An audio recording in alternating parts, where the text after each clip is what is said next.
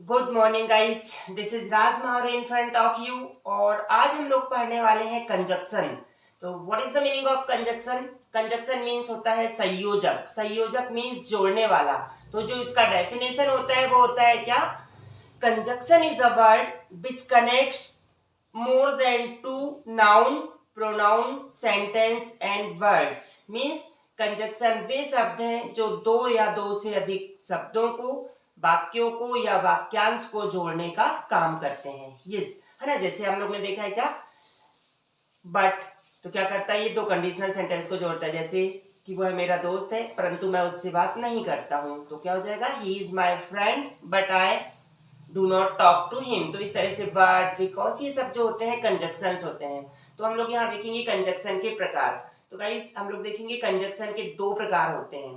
पहला coordinate conjunction, जिसे बोलते हैं हम लोग सह संयोजक जो हमेशा साथ में आते हैं, और दूसरे होते हैं ऑर्डिनेट कंजक्शन जो सेपरेट होते हैं। तो हम यहाँ मोस्टली जो फोकस करेंगे वो फोकस करेंगे कोऑर्डिनेट कंजक्शन पर, क्योंकि आपकी मेन एग्जाम प्लस कोई भी कॉम्पिटिटिव एग्जाम्स में इस तरह की चीजें बहुत आती, जैसे सो दैट रहेगा उसको टू टू में कन्वर्ट करो, है ना, या नो सूनर देन का यूज करो, बोथ हैंड लगाओ, निदर नॉर, इधर और, इन चीजों को हम यूज करेंगे। यस, तो देखते हैं हम लोग कोऑर्डिनेट कंजक्शंस के। तो हम यहाँ 10 कोऑर्डिनेट कंजक्शंस के बारे में पढ़ने वाले। तो सबसे पहला कोऑर्डिनेट कंजक्शन है आपका, आपकी स्क्रीन में सारे दिए हुए हैं, उन्हीं के सामने उसका इंग्लिश भी है ना। जैसे सो दैट, इसका मीनिंग होता है इतना की, है ना। इसी को आपको टू टू में कन्वर्ट करना है, सेम मीनिंग होता है। उसी तरह से इफ अनलेस, कई बार आपको आता है इफ और आपको अनलेस में कन्वर्ट करना रहता है, उसका मतलब होता है यदि, यदि नहीं, है ना। उसी तरह से बोथ एंड, और दोनों।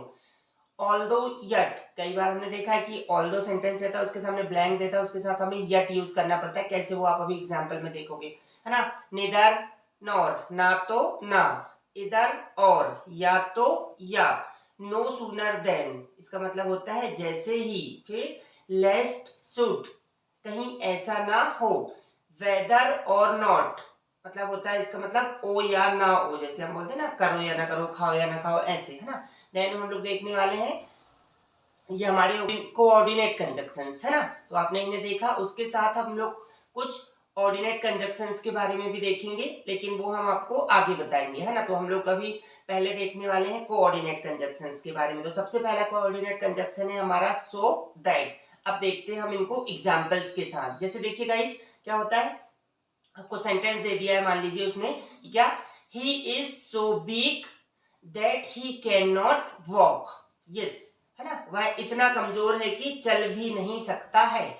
और आपको सेंटेंस में आएगा क्या, इसका डूएस डायरेक्टेड के लिए, कि इसे टू टू में कन्वर्ट कीजिए, है ना।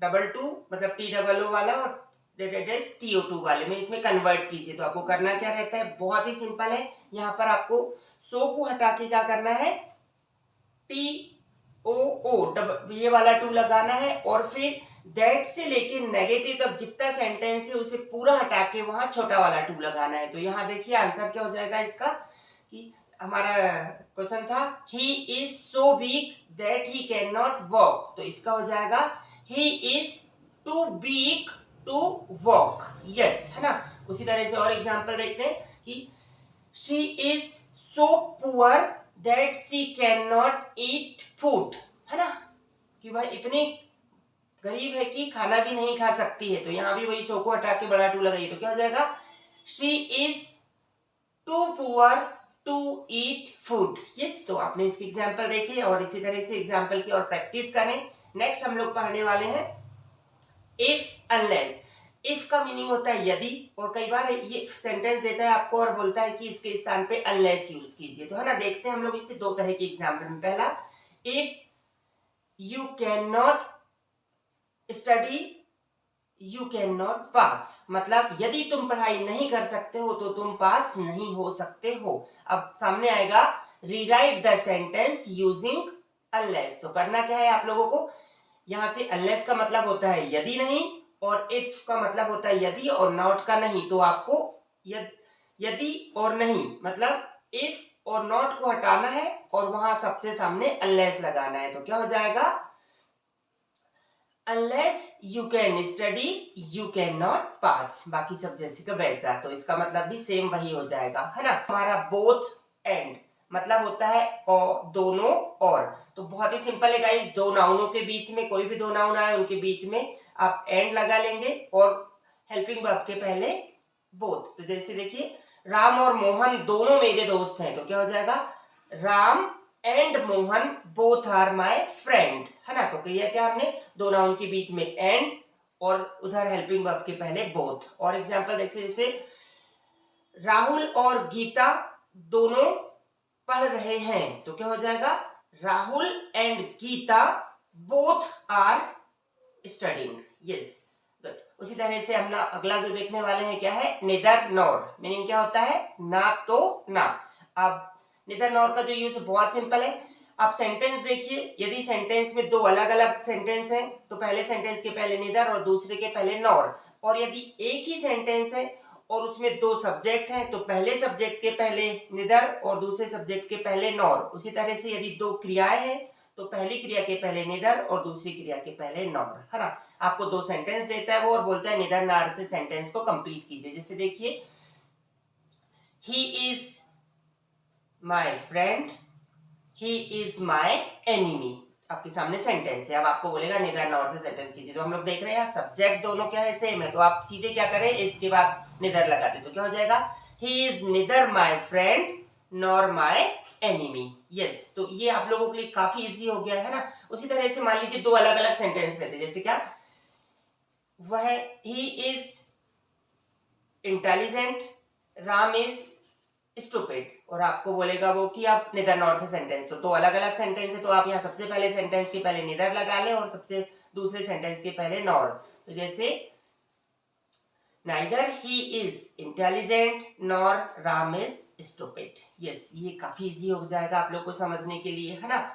अब हम लोग देखेंगे उसी तरह से इधर और। जैसे आपने निदर नॉर को यूज किया था ना तो ना के लिए, उसी तरह से आप इधर और को यूज करेंगे या तो या के लिए। जैसे देखिए, मान लीजिए, या फिर कोई और दूसरा सेंटेंस देखते हैं, she is busy, she is here, है ना। तो क्या बोलेंगे अब हम लोग, या इधर और लगाना, तो क्या हो जाएगा, either she is busy or she is here, है ना। या फिर ऐसा भी बोल सकते हैं, she is either busy or here। Okay, तो इस तरह से हम दो तरह से सेंटेंस से बना सकते हैं। जैसे हमने निदर नॉर को यूज किया था, सेम इधर और को यूज करना है आप लोगों को। उसके बाद हम लोग देखने वाले हैं हमारा अगला, नो सूनर देन। इसका मतलब होता है जैसे ही। जैसे हम कई बार बोलते हैं ना, यार जैसे ही सर आते हैं हम शांत हो जाते हैं, वह जैसे ही तुम गए हमने बोलना चालू कर दिया, इस तरह के सेंटेंसेस। तो इसके लिए सबसे पहले आप लोगों को जो सेंटेंस देगा वो क्या देगा, एज सून एज से सेंटेंस देता है और आपको उसे नो सूनर में कन्वर्ट करना रहता है। कैसे, देखिए, जैसे आपको सेंटेंस दे दिया उसने, as soon as he comes I will go Mumbai, मतलब जैसे ही वह आता है मैं मुंबई चले जाऊंगा या मैं मुंबई जाऊंगा। तो यहाँ आपको सेंटेंस बोलेगा वो क्या, एज सून एज के स्थान पे नो सूनर देन को यूज करते हुए सेंटेंस बनाइए। तो बहुत ही सिंपल है गाइस, एज सून एज को हटाइए और उसके सामने नो सूनर, और जहां पर कॉमा दिया रहेगा वहां पर देन, THAN, देन, है ना। तो ये हो गई आपकी दो स्टेप। अब आपको जो लास्ट मेन स्टेप करनी है वो सबसे इंपॉर्टेंट है, क्या कि आपको देखना है एज सून एज के बाद वाला जो टेंस है वो किस टेंस का है। या तो वहां आपको प्रेजेंट सिंपल मिलेगा या पास्ट सिंपल। तो प्रेजेंट सिंपल मिलेगा तो क्या रहेगा, सब्जेक्ट V1, है ना, और पास्ट सिंपल रहा तो सब्जेक्ट V2। तो हमारे इस सेंटेंस में क्या है, सब्जेक्ट V1, जैसे जैसे ही वह आता है, as soon as he comes, है ना। तो आपको करना क्या है, एज सून एज के स्थान पे आपने नो सूनर लगा दिया है।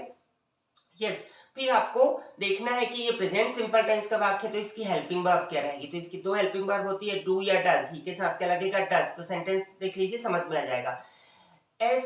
No sooner does he come, है ना, then I will go Mumbai. ये तो हमने क्या किया, यहाँ पर प्रेजेंट सिंपल टेंस का वाक्य था तो डज लगा दिया। अब इसी सेम सेंटेंस में मान लीजिए रहता क्या, हम लोग देखते हैं अब पास्ट सिंपल टेंस का रहता। तो जैसे as soon as he came I will go Mumbai, जैसे ही वह आया मैं मुंबई जाऊंगा। तो अब क्या करेंगे आप, एज सून एज के स्थान पे तो नो सूनर लगा दिया आपने, गुड, है ना, कॉमा के स्थान पे देन लगा दिए। यस, अब क्या करना है, ये जो सेंटेंस है ही केम पास्ट सिंपल का है तो अब आपको यहाँ डिड लगाना पड़ेगा और वर्ब की फर्स्ट फॉर्म। तो क्या हो जाएगा, no sooner did he come then I will go Mumbai. Yes, तो इस तरह से दोनों कंपैरिजन फॉर्म में समझे, इजीली समझ में आ जाएगा आप लोगों को। और अगला है हमारा लेस्ट शुड, इसका मीनिंग होता है कहीं ऐसा ना हो।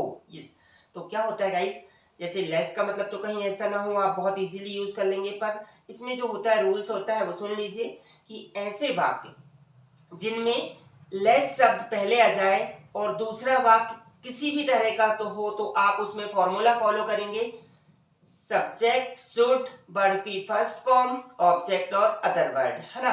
तो इसके लिए जो फॉर्मूला है मैंने वहां लिख भी दिया हूं, क्या कि एक कोई भी सेंटेंस रहेगा, first sentence plus less plus तो सेकंड सेंटेंस है वो रहेगा सब्जेक्ट शुड वर्ब की फर्स्ट फॉर्म, ऑब्जेक्ट और अदर वर्ड। जैसे देखिए, तेज भागो कहीं ऐसा ना हो वो आपको पकड़ ले, है ना। तो क्या हो जाएगा, तेज भागो को रन फास्ट, कहीं ऐसा ना हो कि लेस्ट और दूसरे वाक्य में सब्जेक्ट शुड और वर्ब की फर्स्ट फॉर्म, है ना, कहीं वो आपको पकड़ ले, तो इसके लिए आप लिखेंगे ही शुड कैच यू। और इधर देखते हैं पूरा sentence, run fast लेस्ट he should catch you, है ना। जबकि पकड़ ले ये इंपेरेटिव सेंटेंस है, यहाँ कुछ और होना चाहिए, पर यहाँ जब भी लेस्ट सामने आ गया तो दूसरे वाक्य में हमेशा शुड आएगा।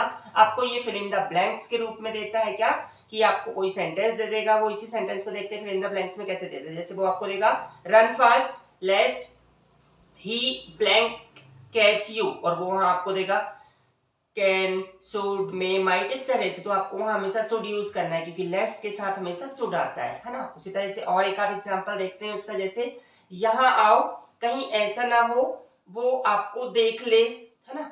तो क्या हो जाएगा, come here lest they should see you.